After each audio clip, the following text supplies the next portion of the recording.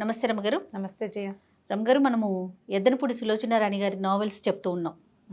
ఈరోజు కూడా దానికే మీరు రెడీగా ఉన్నట్లు అనిపిస్తుంది నాకు. మీ ఫేవరెట్ రమగారు ఆవిడ? నేను అలా చెప్పలేను. కొన్ని నావెల్స్ చాలా వాళ్ళలో అది కూడా కదా. సులోచనారాణి గారి కొన్ని నావెల్స్ నాకు చాలా ఇష్టం. అంతే. సులోచనారాణి గారి ఇష్టం అని చెప్పను.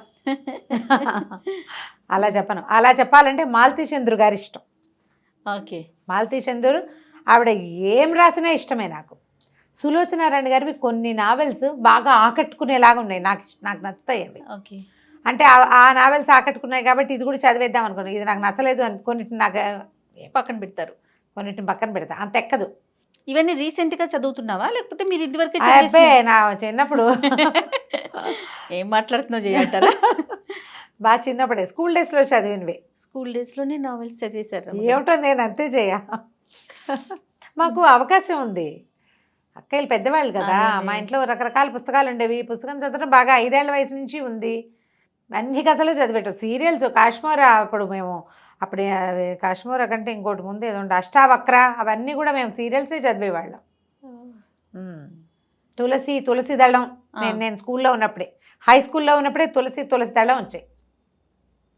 వెన్నెల్లో ఆడపిల్ల, నిశ్శబ్దం నీకు నాకు మధ్య, అవన్నీ ఎండమూరి వీరేంద్రనాథ్ గారి స్కూలింగ్లోనే.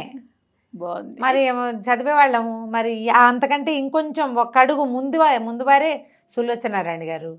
కొన్ని కథలు చాలా బాగుంటాయి. నాకు ఆవిడ అంటే మానవ సంబంధాలని ఆవిడ ఆవిష్కరించే తీరు నాకు చాలా ఇష్టం.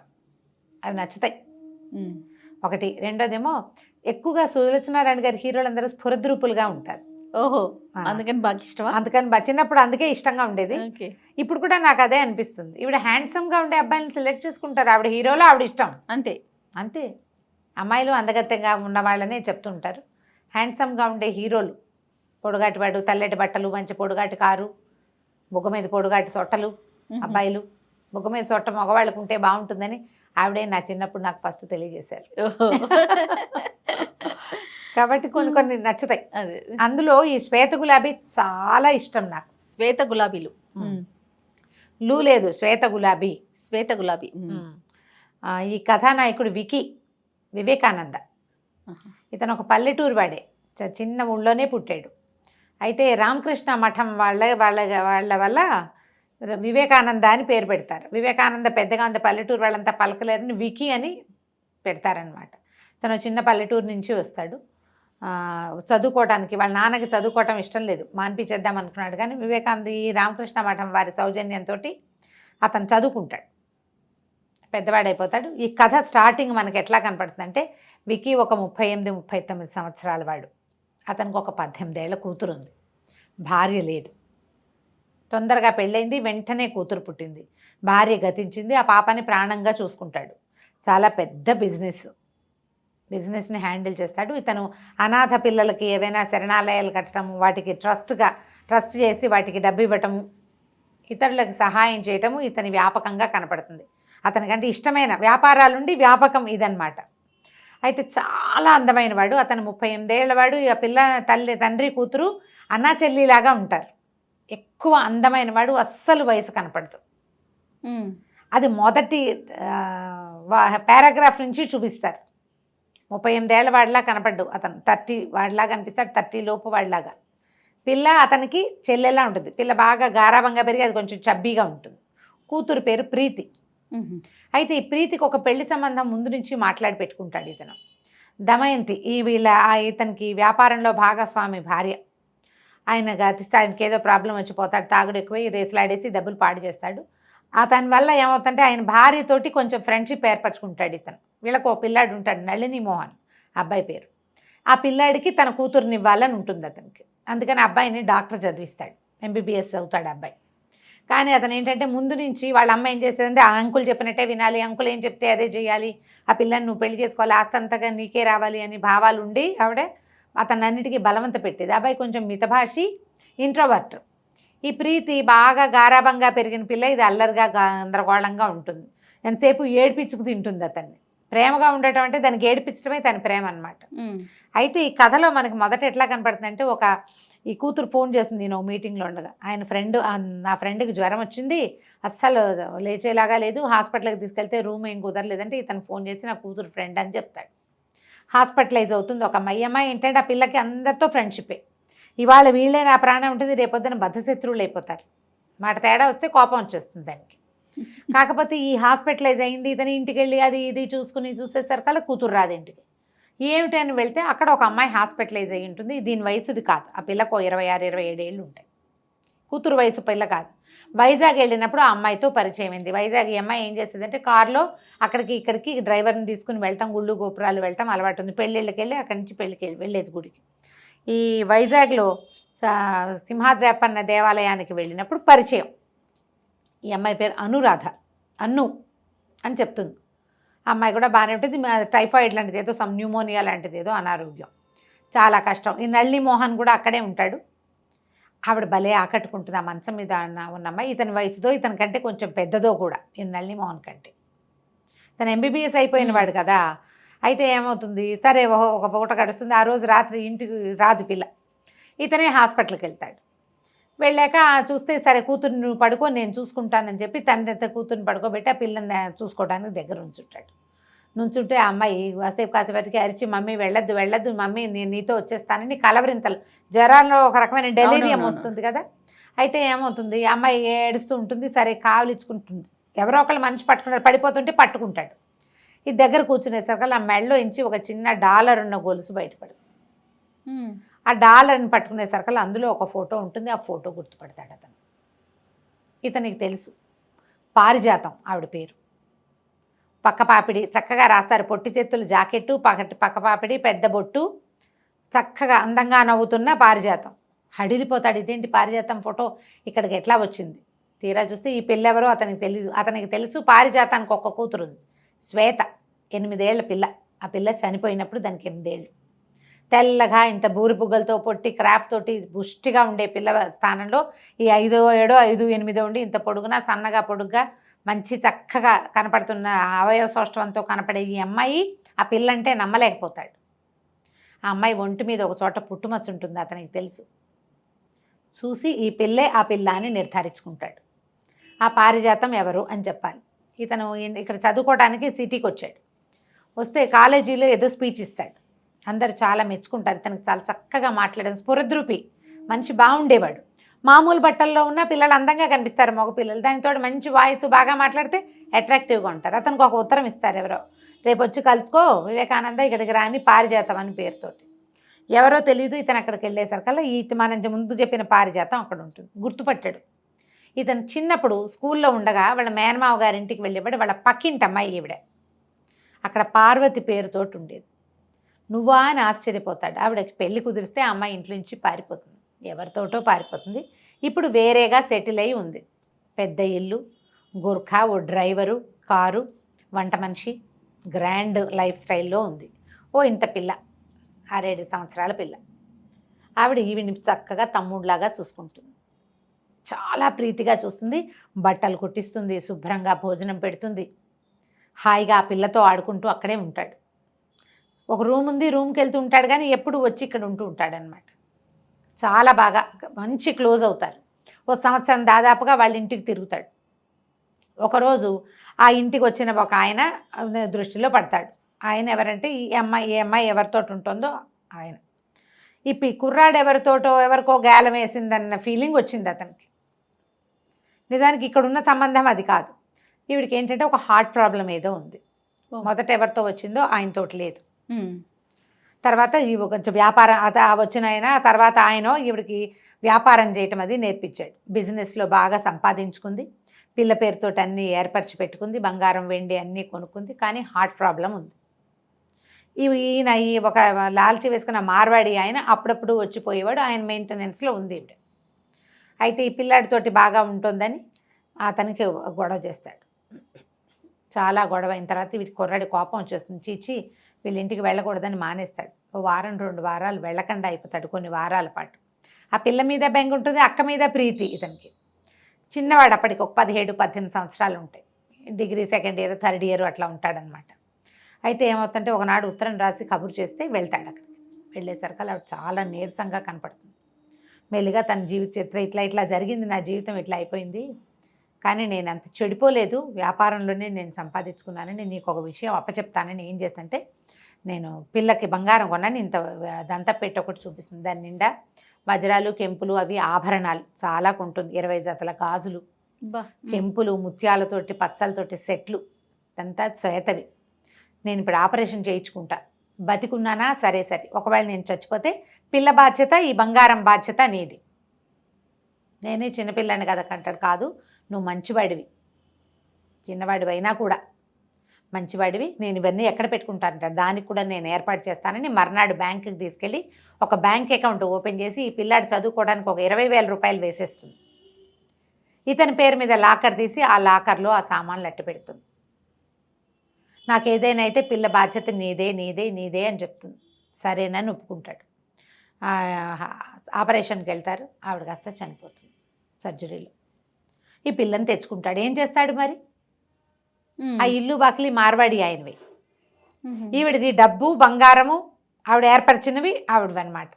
ఆ బంగారం ఉంది కదా, ఈ పిల్ల పేరుతో ఇతని పేరుతో డబ్బులు వేసేసింది, ఇంకా వాళ్ళు వచ్చి మిగిలినవన్నీ లాగేసుకుంటారు, ఈ పిల్లని వదిలేస్తారు వాళ్ళు. పిల్ల ఆయన పిల్ల కాదనమాట, ఆ పిల్ల శ్వేతని తనతో తెచ్చుకుంటాడు. వాళ్ళ నాన్న వచ్చి కేకలేస్తాడు, అసలు నువ్వు వాళ్ళ ఇంటికి ఎందుకు వెళ్తున్నావు అంటాడు ముందు ఒకసారి. ఈ పిల్లని బయటకు వద్దంటాడు, అయినా సరే వీడు ఒప్పుకోడు, నాతోటే ఉంటుంది, నేను వదిలిపెట్టిన అంటాడు. ఆ రూమ్లో తనతో పాటు ఉంచుకుంటాడు. అది 8-9 ఏళ్ల పిల్లని. ఇతనికి వేణు అని చదువుకునేటప్పుడే ఫ్రెండ్, అతనికి కూడా తెలుసు ఈ పారిజాతం వాళ్ళ ఇంటికి అప్పుడప్పుడు వచ్చేవాడు, ఈ పిల్ల అతనికి తెలుసు, ఫ్రెండ్స్ కూడా తెలుసు ఇక్కడ ఏం జరిగింది, ఆవిడ ఎంత బాగా చూసింది అవన్నీ తెలుసు వాళ్ళకి. అయితే ఏమవుతుంది, వాళ్ళ నాన్న పెళ్లి సంబంధం కుదురుస్తాడు విక్కీకి. కుదిరిస్తే ఒప్పుకోడు, కానీ రామకృష్ణ మఠం వాళ్ళు ఒప్పిస్తారు. ఆయన పెళ్లి కూతురు తండ్రి డాక్టర్, వాళ్ళకు ఒక్కతే పిల్ల లక్ష్మి. సంబంధం కుదురుస్తారు. 18-19 ఏళ్ళకి ఆ కాలంలో పెళ్ళిళ్ళు చేసేవాళ్ళు. పెళ్ళి అయిపోతుంది. ఈ పిల్లని జాగ్రత్తగా చూడడం అత్తగారు లక్ష్మికి ఏం అభ్యంతరం, అమ్మాయి చిన్నపిల్లే, ఓ 16-17 ఏళ్ళది. ఈ తల్లికి నచ్చేది కాదు, ఆవిడ ఎంతసేపు దెప్పి పొడిచేది. దాంతో ఏం చేశాడు, ఈ పిల్ల ఇక్కడ హాయిగా ఉండట్లేదని మామగారితో ఆలోచించి హాస్టల్ ఉన్న కాన్వెంట్లో చేరుస్తారు. ఇంతలో ఈ అమ్మాయి ప్రెగ్నెంట్ అవుతుంది. లక్ష్మి వారం వారం వెళ్ళి శ్వేతను చూసొస్తాడు. ఈవిడ వెళ్ళంగానే వికీ అని పరిగెత్తుకుంటూ వచ్చి కావలించుకుంటుంది. చిన్నపిల్ల కదా, 8 ఏళ్ల పిల్ల, ఇతను ఒక 18-19 ఏళ్లవాడు. ఆ సరే ఇద్దరు బాగానే కలిసి ఉంటారు. పొద్దు 4-6 నెలలు గడిచాక, అమ్మాయికి 6-7 నెలలు వచ్చాక ఈ స్కూల్లో ఏదో అమరావతి అక్కడికి ఇక్కడికి ఎక్స్కర్షన్కి తీసుకెళ్తున్నామంటారు. తీసుకెళ్తున్నామంటే సరే ఒప్పుకుంటాడు, అన్నీ మాట్లాడతాడు, డబ్బులు కడతాడు. సరే ఈ పిల్ల వెళ్తుంది. ఒక 5-6 రోజులు వారం తిరిగేసరికల్లా పేపర్లో వార్త వస్తుంది, ఆ ఎక్స్కర్షన్కి వెళ్ళిన బోటు పగిలిపోయిందని, పిల్లలు చాలామంది పోయారు. పరిగెడతాడు, ఆ శవాల్లో ఎక్కడా ఆ పిల్ల దొరకదు అతనికి. మునిగిపోయిన కొన్ని బాడీలు, చిన్నపిల్లలు 8 ఏళ్ల పిల్లలు ఏం దొరుకుతారు, కొన్ని బాడీస్ దొరకవు. పిల్ల చచ్చిపోయింది అనుకుంటాడు. పిచ్చిగా బెంగ పెట్టుకుని ఏడ్చి శోకాలు పెట్టేస్తాడు. అమ్మాయికి భయంగా ఉంటుంది, దాన్ని అక్కడెక్కడో పెట్టాము, దాన్ని ఉసురు పోసుకుని పుట్టే పిల్లలు సరిగ్గా పుట్టరేమోను అని భయంగా ఉంటుంది. సరే మొత్తానికి కానీ కొద్ది రోజులకి డెలివరీ అయ్యి అమ్మాయికి ఒక ఆడపిల్ల పుడుతుంది. ఆ పిల్లని మర్చిపోలేకపోతాడు ఆ శ్వేతని. ఎప్పుడూ తన గుండెల మీద ఉన్నట్టే ఉంటుంది. ఒక 2 ఏళ్ళు ముందు స్నేహం ఉంది, తర్వాత ఒక సంవత్సరం తను పెంచాడు ఆ పిల్లని, తనతోటే పాటే ఉంది కదా. అక్కడి నుంచి ఏమవుతుంది, కూతురు పుట్టేసరికల్లా ఏదో ఒక మిల్స్ లాంటివేవో అమ్మకాలకు వస్తాయి. మామగారు వద్దంటాడు, కానీ సరే మిల్లుని తీసుకుంటాడు. ఆ మిల్లు తీసుకున్నాక ఈ పిల్ల పుట్టడం, ఈ మిల్లు పెట్టడం, ఈ రెండింటితోటి ఆ శ్వేతని కొంచెం పక్కకు పెట్టుకుంటాడు మనసులో. మెల్లిగా సెటిల్ అవుతాడు. కొంత 2-3 సంవత్సరాలు అయ్యేసరికి ఈ లక్ష్మికి ఏదో జబ్బు చేసిపోతుంది. అయ్యో, మిల్లు పిల్ల మిగులుతారు ఇతనికి. ఆ పిల్లని పెంచుకుంటాడు. అప్పుడు డబ్బు అవసరమైతే పారిజాతం ఇచ్చిన నగలన్నీ తాకట్టు పెట్టి డబ్బులు తీసుకుంటాడు. ఇంకేముంది, శ్వేత ఎలాగూ లేదు అదే, కానీ అమ్మమంటారు మార్వాడి కూడా, అమ్మేయండి చాలా ఖరీదైన నగలు, బోల్ డబ్బు వస్తుందంటే, బోల్ డబ్బు నాకొద్దు, నేను ఇదే చేస్తా, తాకట్టు పెడతా, డబ్బులు మళ్ళీ కట్టి మళ్ళీ తీసుకుంటాను, నేను ఏమీ చేయలేని స్థితి వచ్చాక అప్పుడు ఏదైనా ధర్మకార్యాలకు వినియోగిస్తా పారిజాతం పేరు మీద అని చెప్తాడు. ఓకే, ఆ నగలు అతని దగ్గరే ఉంటాయి లాకర్లో. ఈ పిల్లకి కాస్త పెద్దది అవుతుంది, భార్య లేదు కదా, ఆ పిల్లని అట్లాగే చూసుకుంటాడు. ఇక ఈ మిల్స్ గిల్స్ పెరుగుతాయి, వ్యాపారం పెరుగుతుంది. పిల్ల కూడా 18 ఏళ్ళదైంది. 18 ఏళ్ల తర్వాత ఆ పిల్ల, 8 ఏళ్ల పిల్ల పోయిందనుకున్న పిల్ల అతనికి మంచం మీద కనపడుతుంది. ఇదంతా గుర్తొస్తుంది. ఆ పారిజాతం ఆవిడ మర్చిపోలేడు అతను. సరే ఈ అమ్మాయిని ఎలాగైనా తన దగ్గరే ఉంచుకోవాలని ఉంటుంది. కానీ చిత్రంగా చిన్నపిల్ల తప్పిపోయింది, పిల్లగా లేదు, ఇప్పుడు పెద్దగా ఉంది. అతని మనసు తగిలిపోతుంది ఆ అమ్మాయి మీద. ఆ పిల్లని తనతో ఉంచుకోవాలి, కూతురుగా ఉంచుకుందామన్న ఊహ రాదు. అప్పుడు ఆ రోజుల్లో అయితే 10-12 ఏళ్ళు భార్యాభర్తల పెళ్ళిళ్ళకి అసలు వారే కాదు. ఇప్పుడు మనం చాలా ఆలోచిస్తున్నాం, కానీ ఆ కథ నాటికి చూడు, పైగా అతన్ని యంగ్గా చూపిస్తారు కథలో. సరే కొద్ది రోజులు అయ్యాక అమ్మాయి ఆరోగ్యం కోలుకున్నాక ఇంటికి తీసుకొస్తారు. ఆ అమ్మాయి కూడా ఇతనికి అట్రాక్ట్ అవుతుంది. మెల్లిగా ఆ అమ్మాయి జీవిత గాథ, ఎక్కడిది ఏమిటి, ఎవరి దగ్గర ఉంటుంది, అవన్నీ తెలుసుకోవడానికి ట్రై చేస్తే, నాకు తెలీదు, నేను ఎవరికో దొరికాను, వాళ్ళు ఎవరో నన్ను పెంచారు. ఆ తర్వాత వరమ్మ గారిని ఒక వంట చేసే ఆవిడ నన్ను తీసుకుంది. వీపు మీద ఒక గాయం ఉంటుంది ఆ అమ్మాయికి. ముందు ఆ నదిలో పడిపోయిన పిల్ల ఒక ఆయనకి దొరికింది. ఆయనకి చచ్చిపోయిన పిల్లల్లో ఓ పిల్ల పేరు అనురాధ. ఈ పిల్లకి స్పృహ లేని ఈ పిల్లకి అనురాధ అని పేరు పెడతాడు. ఆ గొలుసు మాత్రం ఆ అమ్మాయి మెడలో ఉంటుంది, ఆ లాకెట్. అది తప్ప ఇంక ఏ ఆనవాళ్ళు లేవు. ఆ పిల్లని పెంచుకుంటాడు. ఆయనకు ఒక రెండో భార్య ఉంటుంది. ఆవిడకి తెలుస్తుంది ఈ పిల్లని కొంచెం పెద్దదాన్ని చేసి తర్వాత దాన్ని తానే చేసుకోదలుచుకున్నాడని. పెంచుకున్న అతనికి పెంచుకోవడం ఎందుకు, దొరికింది 8 ఏళ్ల పిల్ల. 8 ఏళ్ళు ఉఠావుగా బాగానే ఉంది, పుష్టిగా. ఒక 4-5 ఏళ్ళు కనుక పెంచితే 14 ఏళ్ళు వస్తే పిల్ల ఈడేరితే ఇంకేమిటి, కాపురానికి పనికి వస్తుంది. అలాంటి ఊహ చేస్తాడు. దాంతో ఆ పిల్ల అక్కడి నుంచి తప్పించుకోవడానికి దానికి తిండి తిప్పలు కూడా లేని ఎంత దుస్థితిలోనే ఉంటుంది. ఇంత కోటీశ్వరులు అయ్యింది, తల్లికి డబ్బుండి, మాయనమ్మ చూడగలిగే మామయ్య ఉండి కూడా అమ్మాయికి అలాంటి దుస్థితిలోకి వెళ్ళిపోతుంది అనమాట. ఓ వంట చేసి ఆవిడకి సహాయంగా పంపిస్తే ఇక ఆవిడ తనతో పాటు కూడా తిప్పుకుని ఈ పిల్లని తన పిల్లలతో పిల్లగా పెంచుతుంది. 10-12 ఏళ్ళు వచ్చేసరికల్లా వరమ్మ గారి ఇంట్లో చేరుతుంది.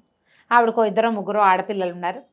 పిల్లలకి సహాయంగా ఉంటుందని తన పిల్లలు చదివించి ఈ పిల్లని సహాయంగా ఉంచుకుంది. సంగీతం వచ్చు పిల్లకి, కొంచెం చిన్నప్పుడు కూడా పాడేది. క్రమంగా ఆవిడ గొంతు బాగుందని ఇంటికి వచ్చిన సంగీతం మాస్టర్ తోటి ఈ పిల్లకు కూడా ఏముంది సంగీతం పాడుతూ నేర్చుకుంటుంది.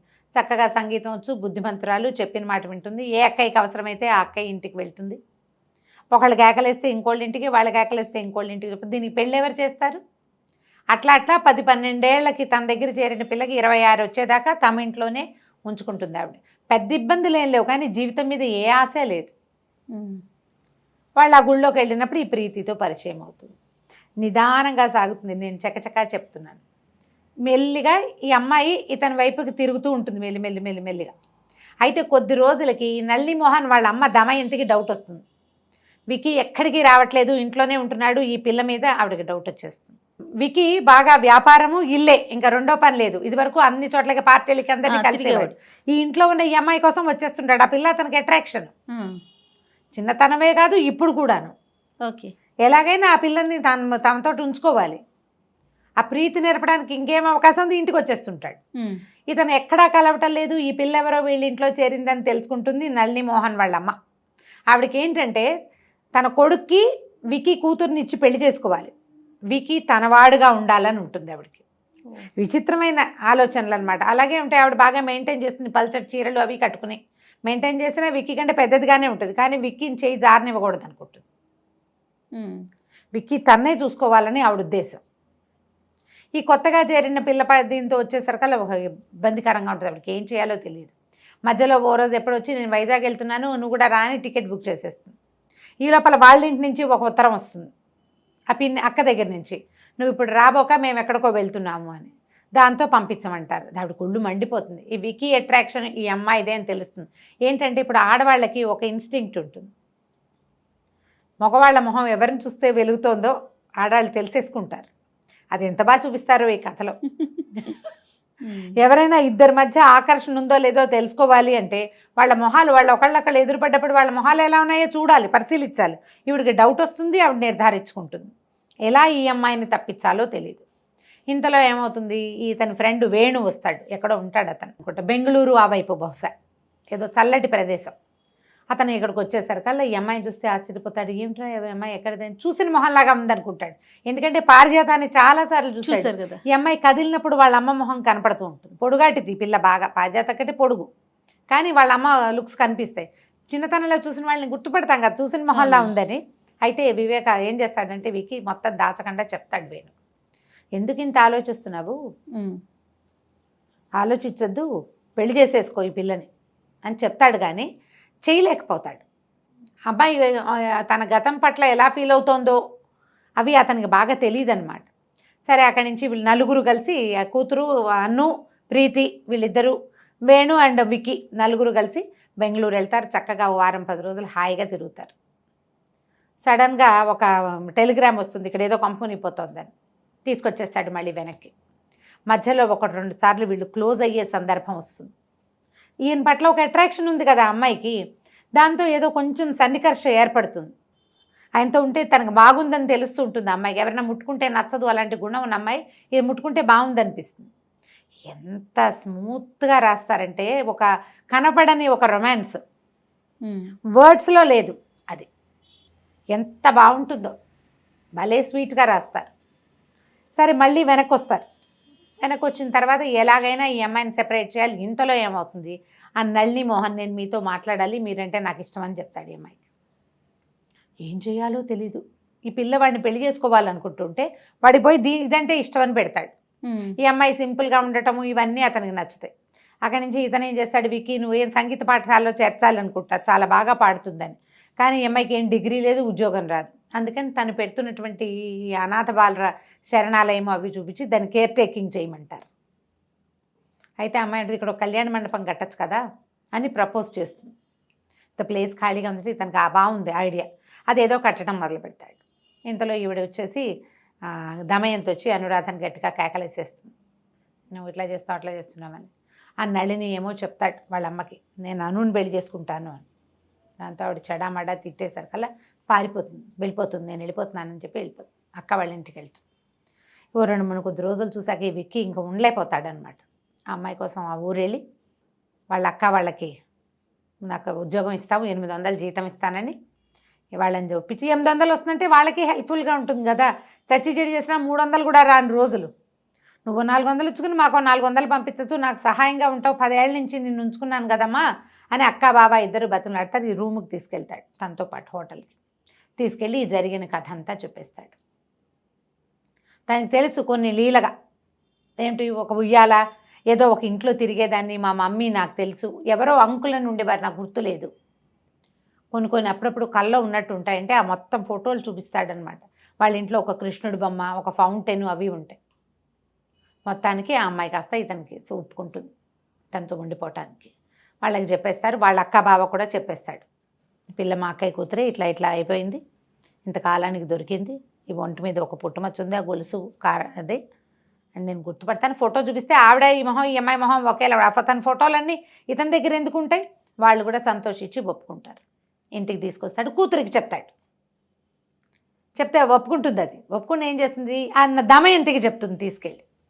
చెప్పేసరికి పక్కపక్కనవి దొంగ కథ చెప్తున్నారు, మీ నాన్న దాన్ని పెళ్లి చేసుకోవడానికి మీ నాన్నని వల్ల వేసుకుంది, మీ నాన్నని కాకుండా చేసింది అన్ను, పెళ్లి చేసుకుందామని అడుగుతాడు అనురాధని. అడిగితే అమ్మాయి ఏమంటుందంటే, ప్రీతి పెళ్ళి అనుకున్నావు, ఆ పిల్ల పెళ్ళి అయిపోనివ్వు ముందు, దాని పెళ్లి మీద మన పెళ్ళి ఎఫెక్ట్ పడుతుందేమో, అది వెళ్ళాక అప్పుడు మనం ఆలోచిద్దామని చెప్తుంది. కానీ తనతో తీసుకొస్తాడు కదా.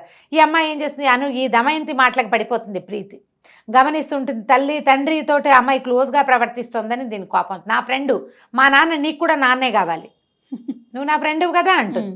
అని చెప్పి చెడా మడా పొట్లాడి, నీకు సిగ్గులేదు, నీకు అది లేదు ఇది లేదు, పో మా ఇంట్లో నుంచి, మా నాన్న నాకు కాకుండా చేస్తున్నావు అని చర్చికి కేకలు పెడుతుంది.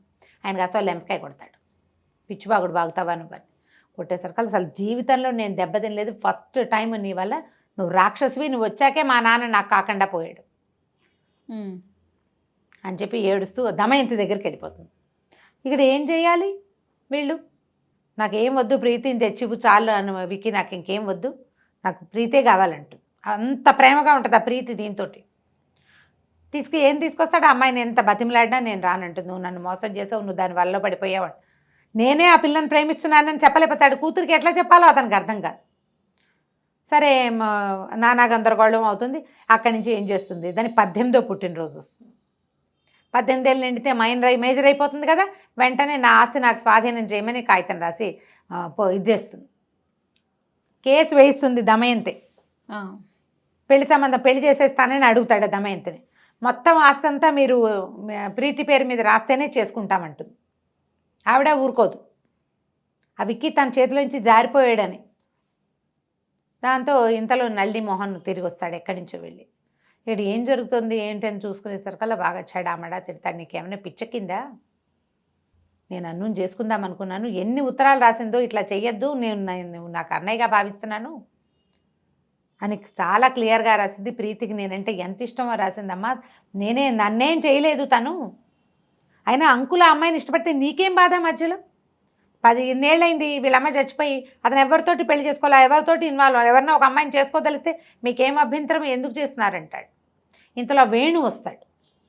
వచ్చేసరికి ఈ గొడవలంతా జరుగుతున్నాయని తెలిసి అతను అడుగుతాడు, మరి ఇన్నేళ్ళు నింది ఈ దమయంతి కూడా మీ నాన్న వెంటపడింది, అయినా మీ నాన్న ఏమి చేయలే, మీరు ఇది చెప్పింది ఇది కథ కాదు, ఇది అక్షరాల నిజం. నేను కూడా పారిజాతం వాళ్ళ ఇంటికి వెళ్ళేవాడిని, శ్వేత వీడితో పాటే రూమ్లో ఉంది, మీ అమ్మ నాన్నల పెళ్ళయ్యాకే అది యాక్సిడెంట్లో చచ్చిపోయింది, దానికోసం ఏడ్చేవాడు, ఆ పిల్ల దొరికింది, అది వాడికి ప్రేమ కలిగింది అమ్మాయి మీద, ఏం తప్పు అది, నీకు 18 ఏళ్ళు నువ్వు పెళ్లి చేసుకుని మొగుడుతో వెళ్ళిపోవాలనుకుంటున్నావు, 38, 39 వచ్చిన మీ నాన్న మాత్రం ఒంటరిగా ఉండాలని ఎలా కోరుకుంటావు.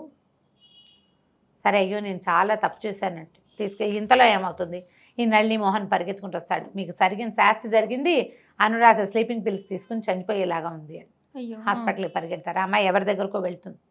ఇది అనాథ శరణాలయంలో ఉంటారు కదా, అక్కడ ఉన్న పిల్లల్లో ఒక ఆఫీస్ అసిస్టెంట్ ఎవరో ఉంటుంది, కళ్యాణం ఏదో క్యారెక్టర్, వాళ్ళ ఇంటికి వెళ్ళింది, రాత్రి పడుకుంది, పొద్దున్నే చాలా స్లీపింగ్ పిల్స్ వేసేసుకుంది.